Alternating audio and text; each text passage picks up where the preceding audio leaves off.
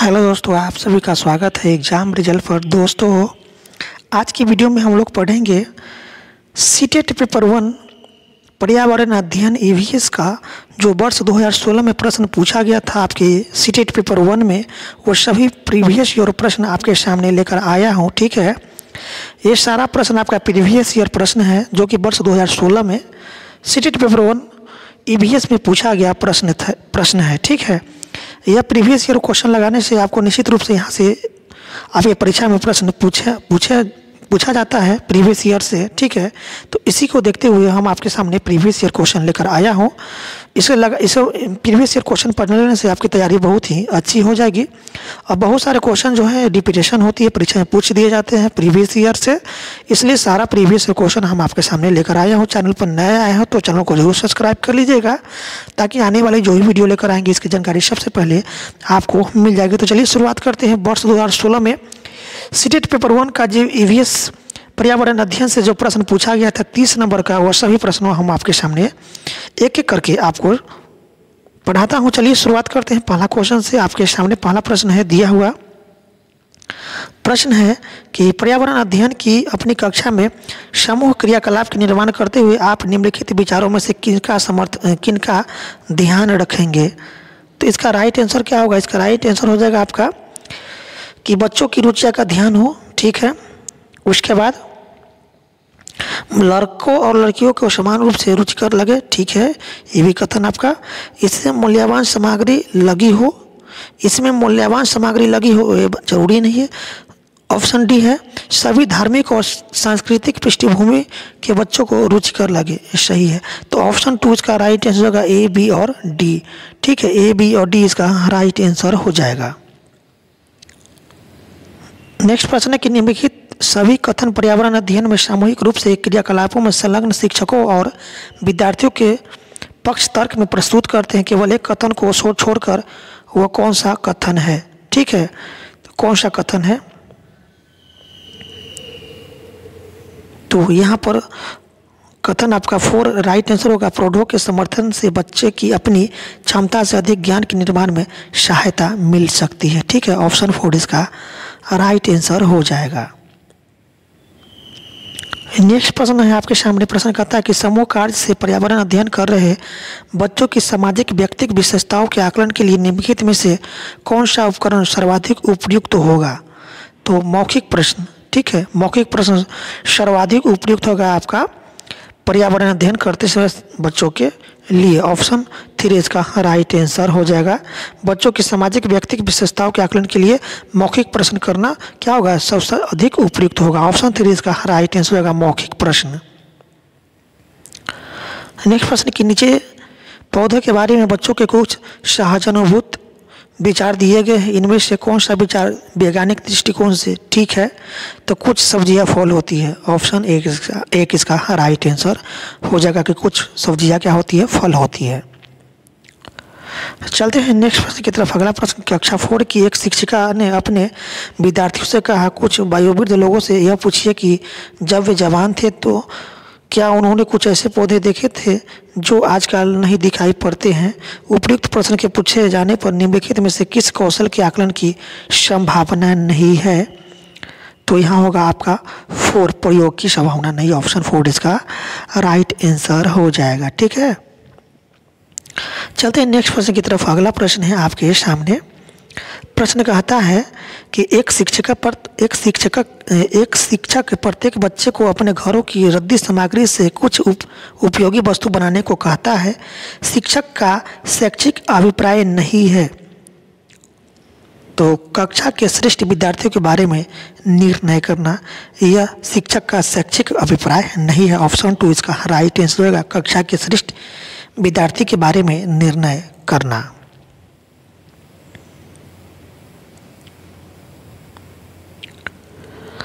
अब आपके सामने यहाँ पर प्रश्न दिया हुआ है। प्रश्न कहता है कि निम्नलिखित प्रश्नों को पढ़िए। मैंने क्रियाकलाप की योजना कितनी अच्छी बनाई।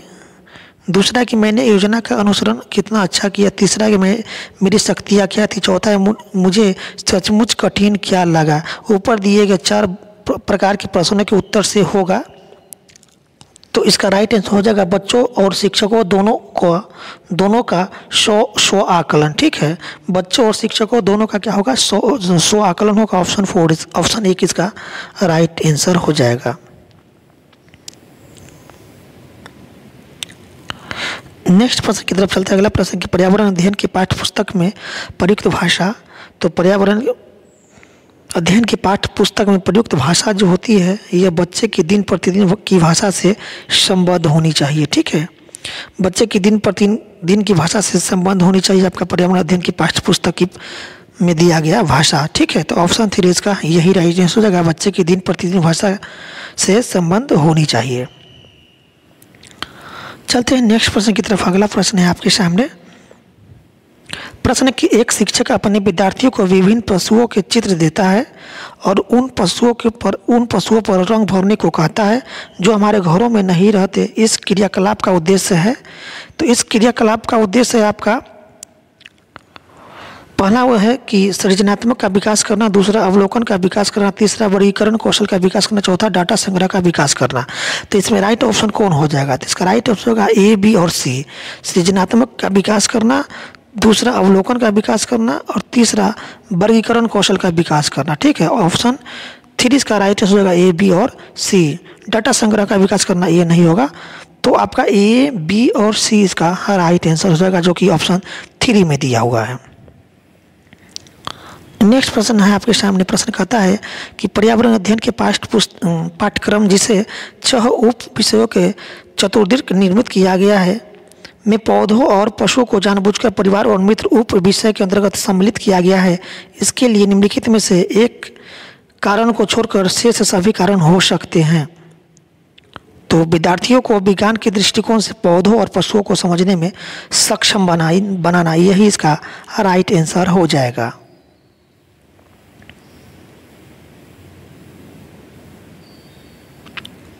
अब चलते हैं आपके सामने नेक्स्ट प्रश्न है दिया हुआ। ठीक है, प्रश्न कहता है कि पर्यावरण अध्ययन के शिक्षण अधिगम में सर्वेक्षण का उद्देश्य है। तो सर्वेक्षण का उद्देश्य होता है आपका समुदाय के साथ अनुक्रिया का अवसर प्रदान करना। ठीक है, ये इसका सही आंसर है। दूसरा है कि बच्चों के विभिन्न लोगों के प्रति संवेदनशील बनाना, ये तो नहीं होगा आपका। ठीक है, ये नहीं होगा। तीसरा है कि सूचना को प्रत्यक्ष प्राप्त करने के अवसर प्रदान करना, हाँ ये सही बात है। और डी है आकलन के एक अवसर के रूप में इनका उपयोग करना।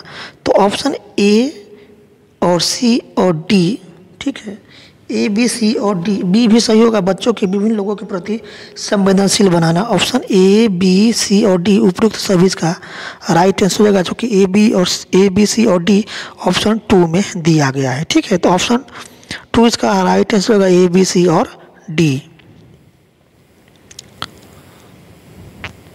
अब यहाँ पर दिया हुआ निर्देश 72 से 74 निम्नलिखित अवतरण पर आधारित है। शिक्षक द्वारा प्रदर्शित एक कटोरे में पानी उबालने और उसका बाष्पीकरण हो जाने के प्रयोग को देखने के बाद 7 से 8 वर्ष के बच्चे के द्वारा दिए गए उत्तर इस प्रकार है। तो उत्तर देता है बच्चा, पानी गुम हो गया, कटोरे ने पानी सोख लिया, आग ने पानी पी लिया, भगवान ने पानी पी लिया। ठीक है, तो यहाँ पर प्रश्न पूछ रहा है, इस पर आधारित जो प्रश्न है कि ये उत्तर बच्चों और उनके विचारों के में क्या बताते हैं। ये उत्तर बच्चों और उनके विचारों के बारे में क्या बताता है। ठीक है, तो यह प्रश्न जो है बच्चों और उनके विचारों के बारे में यह बताता है कि बाष्पीकरण के बारे में बच्चों के विकल्पी विचार है। ऑप्शन एक इसका राइट आंसर हो जाएगा।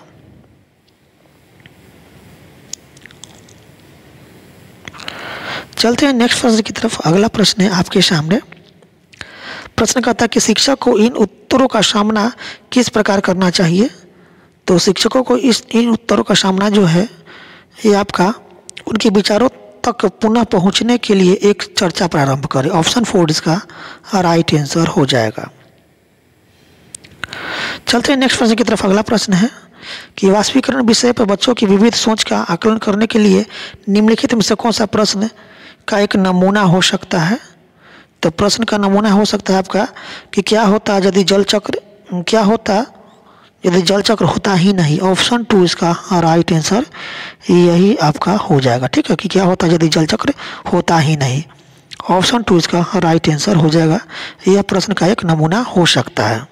बाष्पीकरण विषय पर चर्चा करने की विधि का एक यह क्या है, प्रश्न का एक नमूना हो सकता है। क्या होता है यदि जल होता ही नहीं, तो ऑप्शन 4 इसका राइट आंसर यही हो जाएगा। प्रश्न निम्नलिखित में से कौन सा राज्य जम्मू और कश्मीर के पड़ोसी राज्य है? तो जम्मू और कश्मीर के पड़ोसी राज्य आपका हिमाचल प्रदेश और पंजाब है। ठीक है, हिमाचल प्रदेश और पंजाब आपका जम्मू कश्मीर के पड़ोसी राज्य है। तो ऑप्शन 2 इसका राइट आंसर होगा हिमाचल प्रदेश और पंजाब। प्रश्न है आपके सामने दिया हुआ, चलिए प्रश्न को पढ़िए। प्रश्न है कि प्रत्येक स्थान के नाम के साथ उस क्षेत्र में बनाए जाने वाले सामान्य घरों के सही विवरण का मिलान कीजिए। स्थान ने दिया हुआ है, घर है कि कौन सा स्थान पर किस तरह का घर बना हुआ होता है। तो मनाली है, राजस्थान है, असम है, लद्दाख है। ऑप्शन से मिलाना है कि मनाली में किस तरह का घर होता है, राजस्थान में किस तरह का घर होता है, असम में किस तरह का घर बना होता है, लद्दाख में किस तरह का घर बना होता है। चलिए मिलाते हैं इसको। हमको पहला ए है, ठीक है, पहला ए है, एक आता है मनाली। तो मनाली में किस तरह का घर बना होता है बताएंगे। तो मनाली में जो घर होता है किस तरह का बना होता है, तो मनाली का जो घर होता है किस तरह का घर बना होता है मनाली का बताएंगे। तो मनाली का जो घर होता है ये आपका बना होता है पत्थर या लकड़ी से बने ढालू छत वाले घर होता है मनाली में बना हुआ घर। ऑप्शन यहाँ पर 2 हो जाएगा, ए का 2 हो जाएगा। ठीक, दूसरा राजस्थान। तो राजस्थान का घर कैसा होगा बना हुआ, ठीक है। तो राजस्थान का घर जो होता है, तो राजस्थान का जो घर होता है ये कैसा बना होता है। तो राजस्थान का घर जो होता है ये आपका किस तरह से बना होता है। तो राजस्थान का जो घर होता है यह बना होता है आपका मिट्टी के घर जिनकी छतें कटीली झाड़ियाँ से छाई होती है। ठीक है, ये कहाँ होता है, राजस्थान का घर की विशेषता है। ठीक है, तो वही बी का 4 हो जाएगा, ए का 2 हो जाएगा। तब तो असम में जो घर बना होता है ये आपका बांस के खम्भों पर बने ऊंचे उठे हुए घर होता है कहाँ, असम में। तो सी का 1 हो जाएगा। और लद्दाख, ठीक है, तो लद्दाख के बारे में क्या होगा। तो लद्दाख के बारे में होगा आपका कि लद्दाख का जो घर होता है पत्थर के बने घर जिनके फर्श और छत लकड़ी की बनी होती है। तो ऑप्शन यहाँ डी का होगा 5। तो यहाँ पर क्या क्या मिलाए हम लोग, यहाँ पर होगा 3, ऑप्शन हो जाएगा 3, 2, 4, 1 और 5। ठीक है, यह है इसका आपका राइट आंसर हो जाएगा ऑप्शन 3, 2, 4, 1 और 5, 2, 4, 1 और 5, 2, 4, 1 और 5। ठीक है, मनाली। तो मनाली में जो घर होता है या पत्थर या लकड़ी से बने ढालू छत वाले होता है। ठीक है, तो 1 का 2 हो जाएगा। ठीक, 1 का 2 हो जाएगा। उसका राजस्थान, तो राजस्थान की घर होती है मिट्टी के घर जिनकी छतें कटीली झाड़ियों से छाई होती है। ठीक है, असम, तो असम में घर जो होता है खंभों पर बने ऊंचे उठे हुए घर होता है। ठीक है, लद्दाख, तो लद्दाख का जो घर होता है वह पत्थर के बने घर जिनके फर्श और छत लकड़ी की बनी होती है। यही आपका जो राज्य दिया गया है उसके राज्य की घर की विशेषता दिया गया था। ठीक है, स्थान और घर की विशेषता। चलते हैं नेक्स्ट प्रश्न की तरफ। अगला प्रश्न है कि पशुओं की त्वचा पर विविध पैटर्न डिजाइन होता है तो उनकी त्वचा पर बालों के कारण होता है। ऑप्शन 4 इसका राइट आंसर हो जाएगा। चलते हैं नेक्स्ट प्रश्न की तरफ। अगला प्रश्न है कि जो व्यक्ति जंगल में कम से कम 25 वर्षों से रह रहे हैं उनका उस जंगल भूमि पर और उसमें पैदा होने वाली वस्तुओं पर अधिकार है। यह जनादेश किसके द्वारा दिया गया था। तो यह जनादेश जंगल अधिकार अधिनियम 2003 के द्वारा दिया गया था कि जो व्यक्ति जंगल में कम से कम 25 वर्षों से रह रहे हैं तो उस जंगल पर क्या है, उसका उस जंगल पर क्या हो जाता है, अधिकार हो जाता है। तो यह जंगल अधिकार अधिनियम 2007 में क्या है, जनादेश के द्वारा लाया गया था। ऑप्शन 3 इसका राइट आंसर हो जाएगा। नेक्स्ट प्रश्न है कि निम्नलिखित में से मच्छर द्वारा फैलने वाले रोगों का समुच्चय कौन सा है। तो मच्छर द्वारा फैलता है आपका कौन सा, डेंगू, मलेरिया, चिकनगुनिया। ऑप्शन 4 इसका राइट आंसर हो जाएगा। अगला प्रश्न है आपके सामने दिया हुआ प्रश्न कहता है, प्रश्न की घटपर्णी पौधा जिसको हम क्या कहते हैं नेफ्थीस कहते हैं, ठीक है, घटपर्णी पौधा जिसको क्या कहते हैं नेफ्थीस कहते हैं। तो यह क्या करता है, तो मेढकों, कीड़े मकोड़ और चूहों को चालकी से फंसाकर खा जाता है, ठीक है। कौन? घटपर्णी पौधा जो नेफ्थीस होता है वह मेढकों, कीड़े मकोड़ और चूहों को क्या करता है, चालाकी से फंसा करके क्या करता है, खा जाता है। ऑप्शन 3 इसका राइट आंसर हो जाएगा। अगला प्रश्न कि नीचे दिए गए खाद्य पदार्थों के किस समुच्चय में लौह तत्व प्रचुर मात्रा में होता है। तो लौह तत्व प्रचुर मात्रा में होता है आंवला, पालक और गुड़ में। ऑप्शन 1 इसका राइट आंसर होगा आंवला, पालक, गुड़। अगला प्रश्न है कि हमारे देश के लगभग सभी भागों में मिर्च का उपयोग भोजन पकाने में किया जाता है। हमारे देश में मिर्च को लाने वाला व्यवसायी आए थे। तो व्यवसायी हमारे देश में मिर्ची कहाँ से लाया गया था, तो यह लाया गया था आपका कहाँ से, दक्षिण अमेरिका से। हमारे देश में मिर्ची कहाँ से लाया गया था, दक्षिण अफ्रीका के व्यवसायी द्वारा ले आया गया था हमारे देश में मिर्ची को। तो ऑप्शन 2 इसका राइट आंसर होगा दक्षिण अमेरिका से, ठीक है, याद रखिएगा। चलते हैं नेक्स्ट प्रश्न की तरफ। अगला प्रश्न है कि निम्नलिखित में से कौन सा पक्षी कैक्टस पौधे के कांटों के बीच अपना घोंसला बनाता है। तो ये आपका है फाख्ता, ठीक है, ऑप्शन 4 इसका राइट आंसर होगा। फाख्ता जो है यह आपका कैक्टस पौधे के कांटों के बीच अपना क्या बनाता है, घोंसला बनाता है। ऑप्शन 4 इसका राइट आंसर होगा फाख्ता। अब चलते हैं नेक्स्ट प्रश्न की तरफ। अगला प्रश्न है आपके सामने कि किसी पशु के विषय में नीचे दिए गए विवरण को पढ़िए और उस पशु को पहचानिए। यह भालू जैसा दिखता है परंतु भालू नहीं है। यह दिन के लगभग 17 घंटे वृक्षों की शाखाओं से उल्टे लटक कर सोता है। यह जिस पेड़ पर रहता है उसी पेड़ की पत्तियां खाता है। यह लगभग 40 वर्षों तक जीवित रहता है। तो आपका कौन है, स्लॉथ है। ऑप्शन 1 इसका राइट आंसर होगा स्लॉथ। अगला प्रश्न कि नीचे दिए गए जीवों के समूह में से किनकी दृष्टि श्रेष्ठ होती है तथा वे मनुष्यों की तुलना में 4 गुना अधिक दूरी तक वस्तुओं को देख सकता है। तो ये कौन होगा बताएंगे। तो यह आपका हो जाएगा कौन सा, तो ये होगा आपका चील, गरुड़, गिद्ध। ये जो है चील, गरुड़ और गिद्ध जो है वह मनुष्य की तुलना में 4 गुनी अधिक दूरी की वस्तुओं को देख सकता है। तो ये ऑप्शन 3 इसका राइट आंसर होगा चील, गरुड़ और गिद्ध। अब अगला है आपके सामने नीचे दिए गए खेती करने के लिए नीचे दिए गए खेती करने के विवरण को पढ़िए और इस ढंग की पहचान कीजिए। एक फसल को काटने के पश्चात खेत को कुछ वर्षों के लिए खाली छोड़ दिया जाता है, उसमें कुछ भी नहीं उगाया जाता। इस भूमि में बांस या अन्य खरपतवार जो भी हो कुछ उग आता है, उन्हें उखाड़ा नहीं जाता है, काटकर जला दिया जाता है। यह राख भूमि को उर्वर बनाती है। जब यह भूमि खेती के लिए तैयार हो जाती है तो उससे हल्का सा खोदा जाता है। भूमि को जोते नहीं जाता है, उस पर बीज छिड़क दिया जाता है। तो कैसा खेती होता है, यह झूम खेती होता है, ठीक है। इसको क्या कहते हैं, झूम खेती कहते हैं। ऑप्शन 2 इसका राइट आंसर होगा झूम खेती।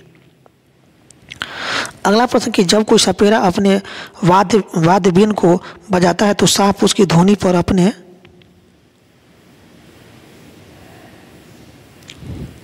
अपने सिर को इधर उधर घुमाता है। आपके विचार से सांप वाद्य यंत्र के प्रति अनुक्रिया कर रहा है, तो उस वाद्य यंत्र द्वारा उत्पन्न कंपनों के प्रति अनुक्रिया करके। ऑप्शन 1 इसका राइट आंसर यही हो जाएगा। अगला प्रश्न है आपके सामने दिया हुआ प्रश्न है कि परिवार एक इकाई होता है जिसमें माँ, पिता और उसके 2 बच्चे होते हैं। यह कथन जो है सही नहीं है, क्योंकि परिवार कई प्रकार के होते हैं तथा परिवार का केवल एक ही प्रकार में वर्गीकरण नहीं किया जा सकता। ऑप्शन 2 इसका राइट आंसर हो जाएगा। नेक्स्ट प्रश्न कि मानवों के पेट में आमाशय रस की प्रकृति डैश होती है और वह भोजन के पाचन में सहायता करता है। तो मानव के पेट में आमाशय की रस की प्रकृति अम्लीय होती है, जो क्या करता है, भोजन के पाचन में सहायता करता है। तो यही आपका ऑप्शन होगा ऑप्शन 3 अम्लीय है। अब आपके सामने नेक्स्ट प्रश्न है दिया हुआ, ठीक है। प्रश्न क्या कहता है, प्रश्न को पढ़िए। प्रश्न क्या कहता है, प्रश्न कहता है कि कक्षा 3 के एक शिक्षक ने अपने बच्चों को निम्नलिखित में निम्नलिखित पेड़ पौधों की पत्तियों को विभिन्न वर्गों में वर्गीकृत करने को कहा, जैसे नींबू, आम, तुलसी, पुदीना, नीम, केला आदि। कुछ विद्यार्थियों ने पत्तियों का वर्गीकरण इस प्रकार किया। तो दवाओं के गुण वाले पत्तियों और दवाओं के गुण से रहित पत्तियाँ। दूसरा बड़ी पत्तियाँ और छोटी पत्तियाँ। शिक्षक ने समूह ए सही माना और समूह बी को गलत। तो निम्नलिखित कथनों में से कौन सा कथन अधिगम प्रतिबिंबित करता है? तो कौन सा कथन होगा बताएंगे। तो यहाँ पर कथन आपका हो जाएगा, कथन 4 इसका राइट आंसर हो जाएगा, वर्गीकरण का कार्य बहुत ही विशिष्ट और स्तरीकृत है तथा इसका एक ही सही उत्तर होता है। तो ऑप्शन 4 इसका राइट आंसर हो जाएगा। तो दोस्तों इस तरह से आपका सीटीटी पेपर 1 ईवीएस पर्यावरण अध्ययन 20 सितंबर जो कि 2016 में प्रश्न पूछा गया था, ठीक है, ईवीएस का, वो सारा प्रश्न आपको आज इस वीडियो में पढ़ा दिए। चैनल पर नए आए हैं तो चैनल को जरूर सब्सक्राइब कर लीजिएगा, ताकि आने वाली जो भी वीडियो होगी इसकी जानकारी सबसे पहले आपको मिल जाएगी। ठीक है, तो वीडियो